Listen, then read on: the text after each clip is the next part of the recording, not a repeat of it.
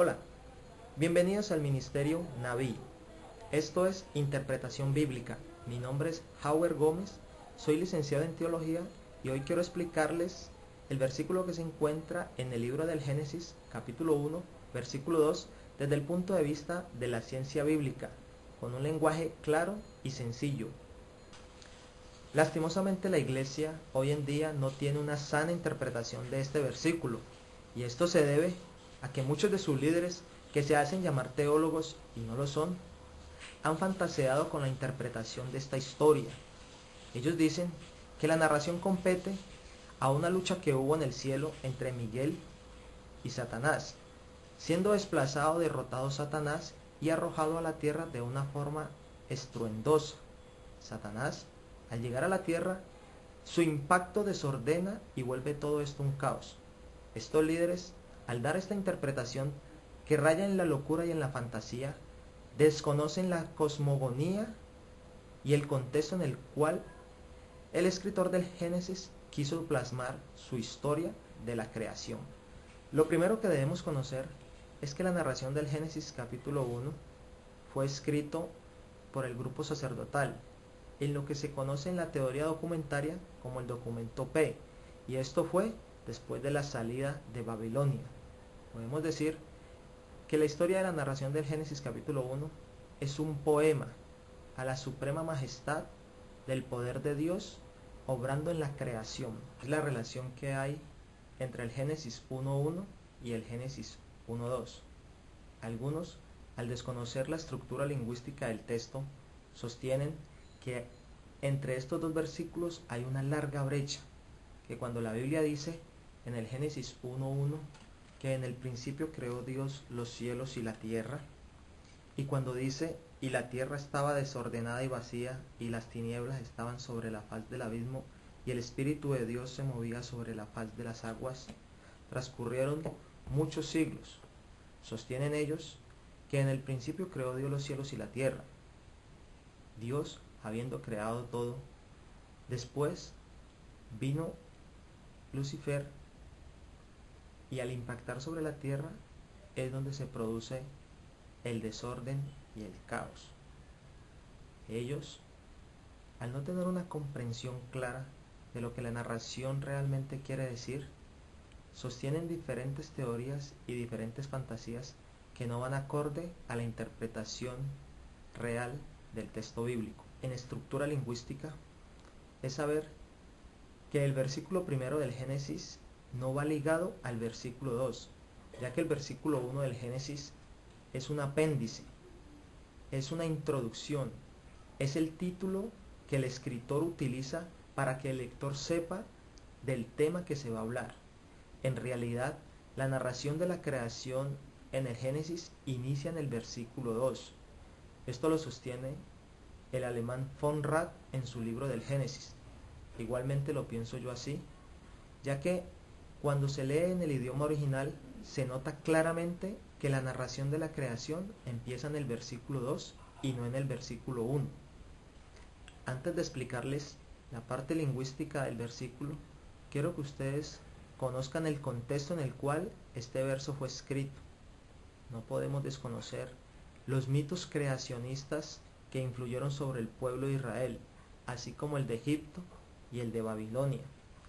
En Babilonia existía un mito creacionista en la narración de Enuma Elis, sosteniendo que el dios Marduk venció a la serpiente del caos que se movía en el océano primigenio. Esta es Tiamat. Marduk, al introducir una flecha por su boca, partió el monstruo en dos, y al tener estas dos mitades, fue de ahí que hizo todo lo de la creación. Es pues que los mitos de Babilonia y Egipto influyen sobre la narración del escritor del Génesis. Es por esto que algunos exegetas intentan ver una estrecha relación entre la palabra hebrea Tehom, que la Reina Valera traduce como abismo, pero que la real traducción debería ser océano primigenio, a la palabra babilónica Tiamat, que traduce dragón del caos.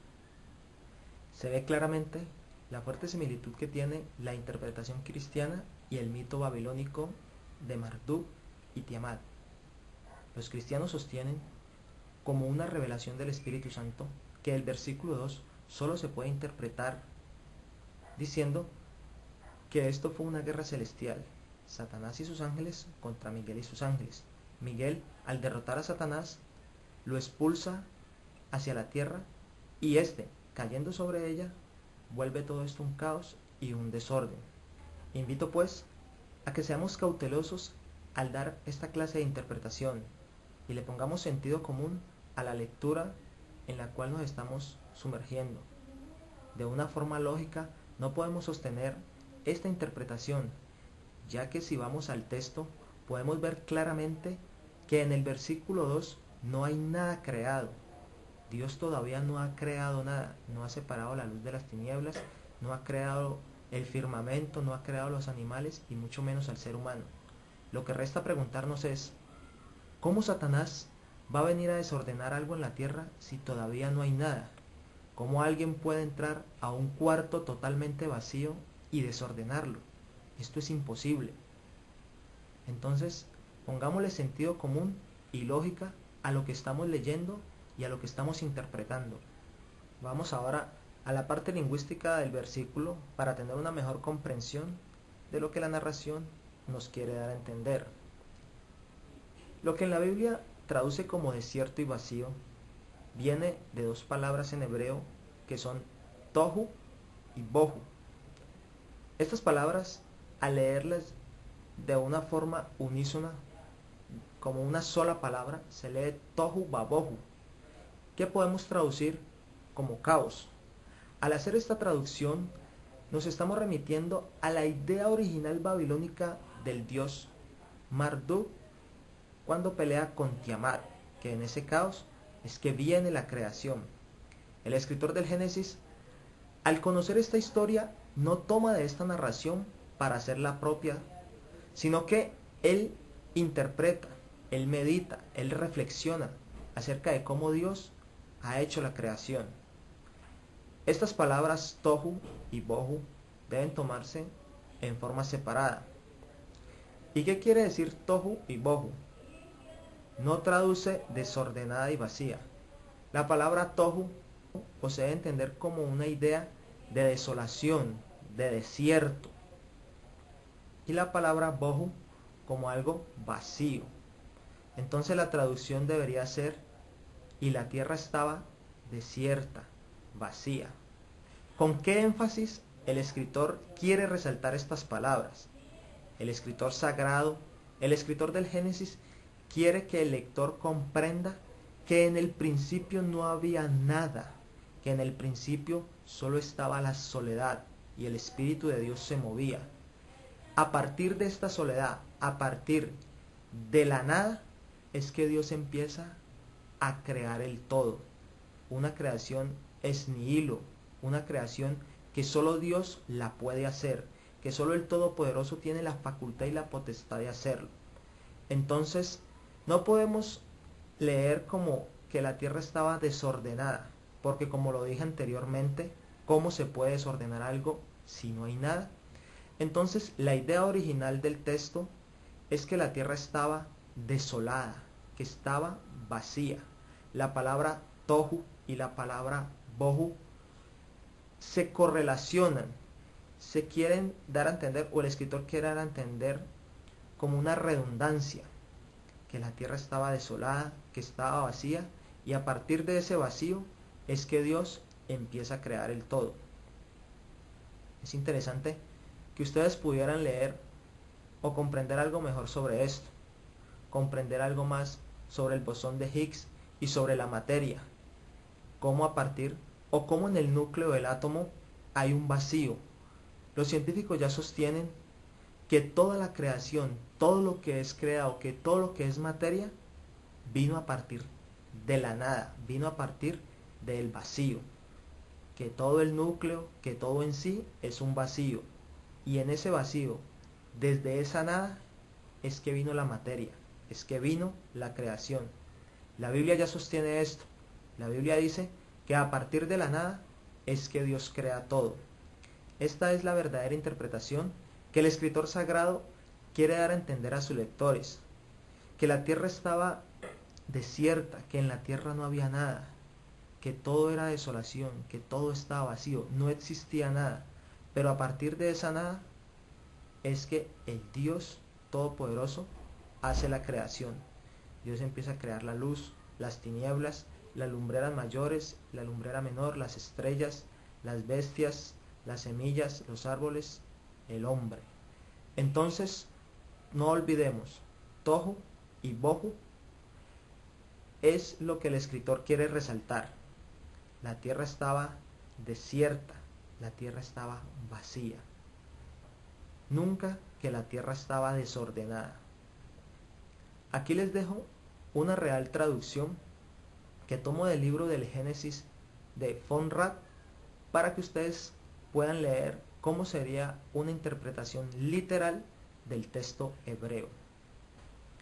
Concluimos pues que la interpretación cristiana que se le ha dado al versículo 2 del capítulo 1 del Génesis no es la adecuada, no es la última revelación del Espíritu Santo. Sostener una guerra celestial y que Satanás haya sido arrojado y él haya venido a desordenar todo esto es inexplicable, es inaudito. Estas historias son tomadas de mitos babilónicos, de mitos egipcios. No es comprensible pues cómo nosotros los cristianos, teniendo la palabra de Dios, teniendo la verdad de las Escrituras, basemos nuestras interpretaciones a mitos babilónicos o a mitos de otros pueblos que no conocen a Dios. Por otro lado, también debemos tener en cuenta de que Satanás es un espíritu incorpóreo. Los espíritus no tienen materia. Un ejemplo, si un espíritu le pega un puño a una pared, simplemente no la golpearía, sino que la atravesaría. Entonces, esto decliva toda interpretación al decir que cuando Satanás fue arrojado desde el cielo, él al golpear la tierra la impactó. Si esto fuera así, Satanás siendo un espíritu, él no golpearía la tierra, sino que la atravesaría. Dejemos pues todas estas falsas interpretaciones, acerquémonos al texto, seamos fieles a la Escritura, oremos, digámosle a Dios que nos dote de la sabiduría para poder interpretar la Biblia adecuadamente y asimismo enseñarla. Hermanos, ha sido un placer el momento que ustedes me han dedicado. Ha sido, asimismo, me es placentero haberles explicado esto, y vendrán otras explicaciones en este ministerio Navid, en estas interpretaciones. Lo que pretendo es aclarar y quitar de nuestras mentes toda mala interpretación de la palabra, y que haya en nuestra mente una verdadera interpretación. Hermanos, solamente me resta decirles que Dios les bendiga y sigan leyendo la palabra de Dios bajo la guía del Espíritu Santo. Me gustaría que dejen sus comentarios. Asimismo, aquí les dejo la dirección de mi correo electrónico para que se coloquen en contacto conmigo para lo que ustedes requieran. Para mí será un placer atender a cualquier solicitud que ustedes tengan.